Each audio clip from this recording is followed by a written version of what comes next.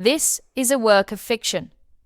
Any resemblance to real persons, living or dead, is purely coincidental, while all reference to locations, historical events, and climatic conditions are real.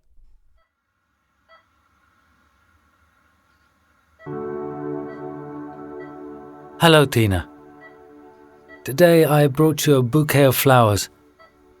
They are coral orange in colour. I couldn't figure out what they are called. They resemble those from the fire tree, the plants you find at the street corners here in the Pontagea neighbourhood. I'm not good with flowers, but I still wanted to bring you something. I'm writing you this letter because I don't know what else to do.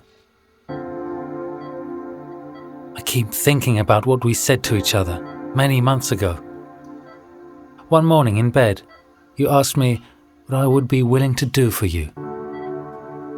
I'm not good at this kind of thing, and indeed, I replied with one of my nonsense answers, such as, I would stop playing the return game on Amazon, ordering random things and then returning them, hoping no one would come to pick them up. Or that I would finally quit my obsession with dice. Then you asked me if I would be capable of killing or doing dangerous things for you. Kill me now. If you have to kill me now. You replied to me. Aim for the heart. I found those words in a song by Adzagaya. They are the words of a person willing to do anything. Of a free person, free and fragile. You like to bet, so let's bet, you said before curling up next to me. Let's bet that you'll do anything for me, that you'll let yourself be pierced in the chest for me. But now, here I am, curled up next to your bed. I feel I've lost that bet. I feel I've gone through all this effort just to see you slip away again. You were right. I had a lot of prejudices about Africa. Africa is our past. At this moment, it is my present. But surely, it is the place where we will be in the future. Here, everything seems about to change. I don't know if we will change for the better, Edilson told me. But I know things have to change. I know I can't live with these people, with these faces in power. There is so much wealth, so much strength in these people. I recognize it in Edilson's words, in Azagaya's songs, in the smiles and conviction of the people in Makuti working on the Mudar project. You come from a wealthy family. You have had the opportunity to travel, to see the world. If I hadn't come here looking for you, I would have told you that it's easy for you. Of course it's easy. It's easier for you. It always has been. But people like you are also essential for this land. You have an important vision which is needed in this place. It's strange for someone like me to see people living in different timelines.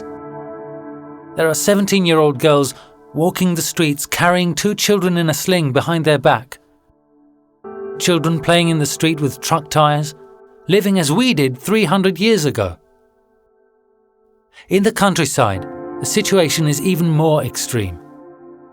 Yet, there are also very wealthy entrepreneurs, artists, activists, people who have a clear idea of where they are going. There are the Chinese, the Indians conducting their businesses at the expense of the population. There's all that gas up north. I know that extracting more fossil fuels in this hot world is the dumbest thing to do. And yet, this wealth, the people on the streets, people like Edilson, see this wealth slipping away. Once again. A story that has been repeating itself for hundreds of years. Colonialism never ended. The aid workers try. They try in every way. People like Letizia and Fedri are literally changing the world. But their strength, their inertia and speed are insufficient compared to the push of greed, of accumulation.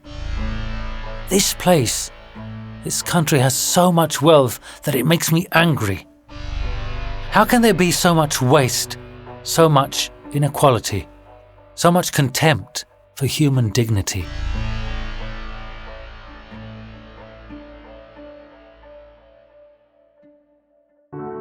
Every evening I go to the Makuti lighthouse on the beach. The sea is threatening these days. I haven't even gone for a swim yet. Do you remember the beach with the ocean that lights up? You told me about it. The evening we met. There's a place nearby where the presence of a particular seaweed in the water is so high that at night the ocean lights up. It emits a kind of electric glow. When I get you out of here, I want to take you to that beach. I want to spend the day in that place and see the ocean shine at night. Okay, I'll stop. But you, try to get better. See you tomorrow. April 18th. There's still a missing piece that doesn't add up. Who was the girl she was seen with at Oceana? And was that same girl with Tina at the time of the attack? Love, I'm worried. I don't like this place. I think they followed me. I feel it's not safe. Please, I'm sending you a very important phone number. And the number Tina wanted to send me. Whose number is that? Edilson and Letizia are convinced that Salgado hasn't told us the whole truth. That there's something else he's hiding. I keep thinking that her father couldn't reduce his daughter to those conditions just to keep her close to him. It's something that doesn't hold water. Not even the most extreme blackmail would make a father do this to his daughter. I need to talk to someone who's known Tina for a long time. I go back to scouring Tina's inbox, but I don't seem to find anything useful. I look in the sent emails. There are many for the university or for rent. She wrote a lot to her sister Leila, to her activist friends in Maputo and in Europe. In the sent folder, there are many emails addressed to a friend, Amadi, whom I don't think I've ever heard her mention. Edilson and Letizia suggest gathering all of Tina's friends in one place, maybe at Oceana, so we can confront them. The bartender doesn't recognize either Amadi or any of the other girls at our table. To tell the truth, they are all shocked. None of them had been informed of Tina's hospitalization and her situation. The only person who can tell us what happened is her, attached to a respirator on the second floor of that private clinic. In the following days, we try to reconstruct all of Tina's movements, her last days in Beira. We meet other people, we go back to Salgado several times with more questions. The situation doesn't change. Everything is still. When someone we love is ill and we can't find any other answers, here in Mozambique, we turn to the spirits. It's a serious matter. I don't know what to think, but Edilson convinces me that it's still worth trying. The spirits will tell you what happened to Tina, but you have to have faith. You have to take it seriously. April 19th. My name is Damiano. I'm 26 years old, and I bet that this thing with a psychic will be yet another waste of time. The only thing missing is black magic.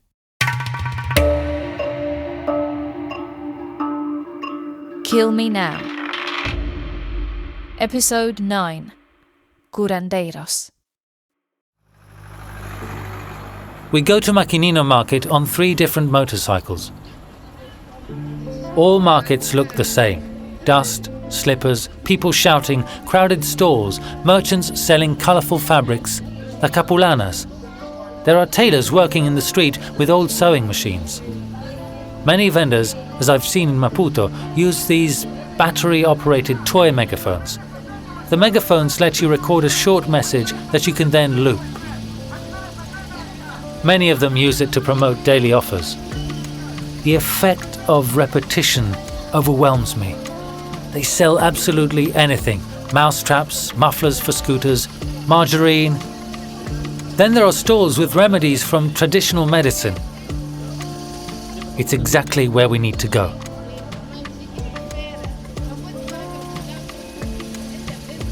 We grab a quick bite at a shack inside the market. Azagaya used to have lunch here, Edilson tells me. Rice, beans and pende fish with a cold beer to wash it down. Before sitting down, we buy a portion of pan con bajillas. They're like fried falafel balls made with nemba bean flour, garlic, onion, chili, yeast and water. Edilson takes us to the meat selling area. Unlike other parts of the market, the butcher's section is not outdoors. It's under a semi-open canopy built with cement bricks that allow air to pass through inside. It's a more protected place than the others, precisely to avoid the meat from deteriorating more quickly under the sun's rays.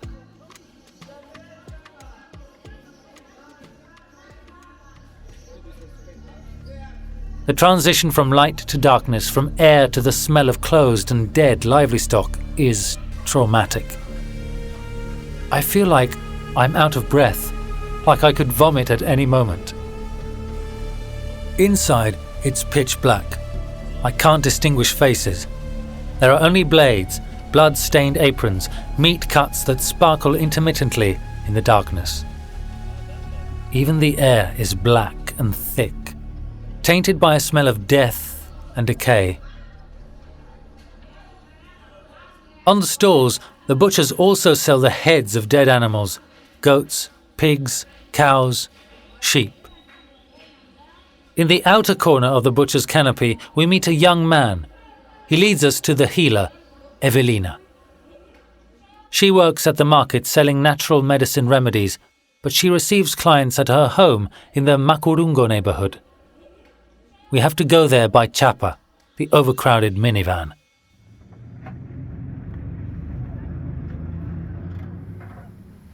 Evelina's house is simple but tidy. I thought I would meet a witch who would threaten me with black magic, but instead, she tells me, she is a person like everyone else, but she has received the gift of being able to speak to and question the spirits when she was a child.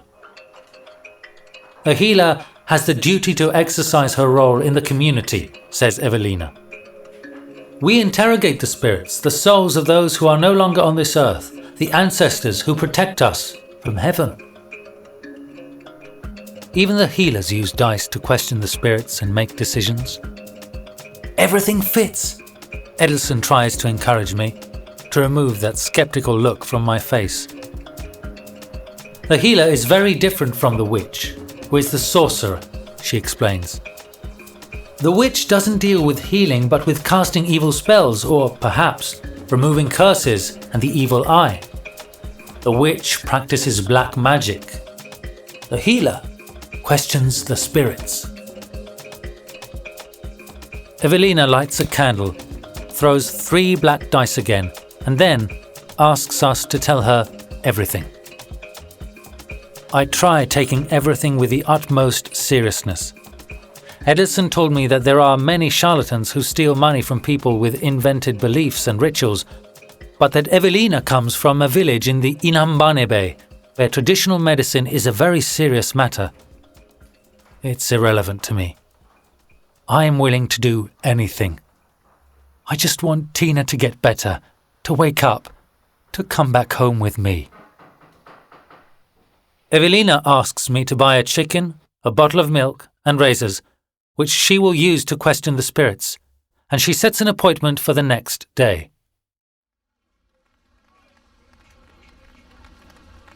On the street, I don't know how to behave. I'm confused, and on top of that, it started pouring with rain again. Edilson tells me not to worry, that he will accompany me to all the necessary places, but that the animal and the other things will have to be chosen and bought by me. He then explains that I will have to decide how and how much to pay for Evelina's work. The next day, we stop again at the Macchinino market. I choose the first chicken that moves in the cage. I already have milk and razors in my backpack.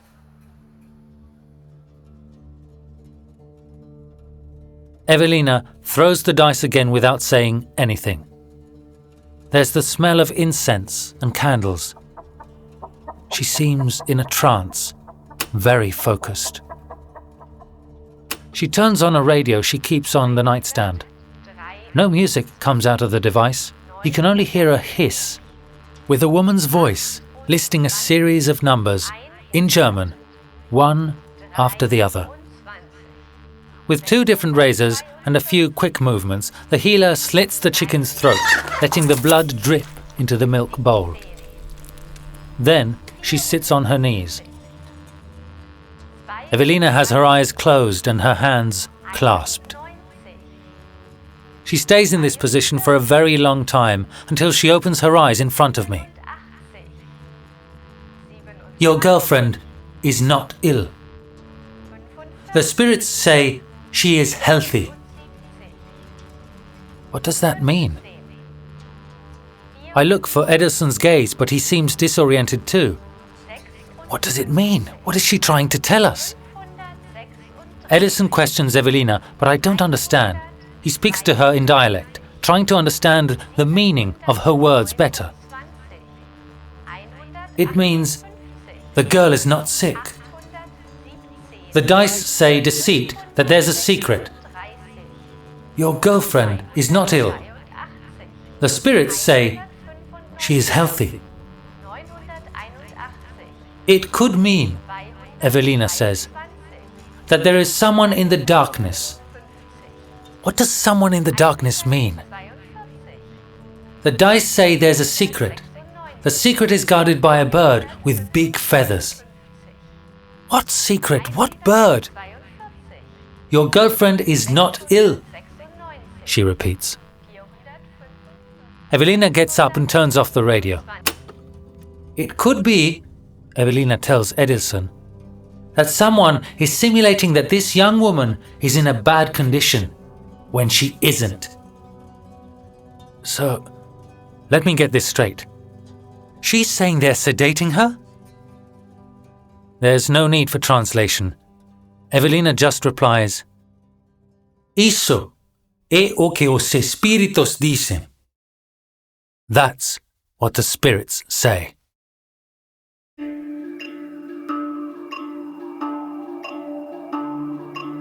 Kill Me Now is a podcast produced by O Suono Mio and funded by the European project Mudar. From an idea by Emanuele Lapiana and Gianluca Taraborelli. Narrated by Dylan Ayres. The voice of Tina is by Joana Ferreira Martins.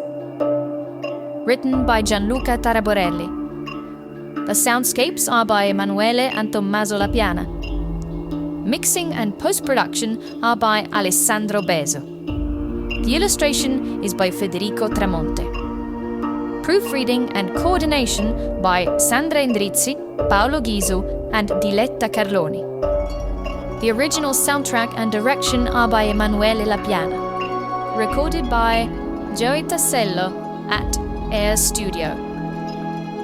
Special thanks go to all the staff of the CCI in Trento: Cristina Viola, Alcidio Matavel Pires, Vincente Cossa, Jenny Capuano, Nene Mulciande Jr., Amarildo Ajasse, Fernando Francisco Nyametukwa, and the CAM in Beira, who assisted us in the production in Mozambique and Italy.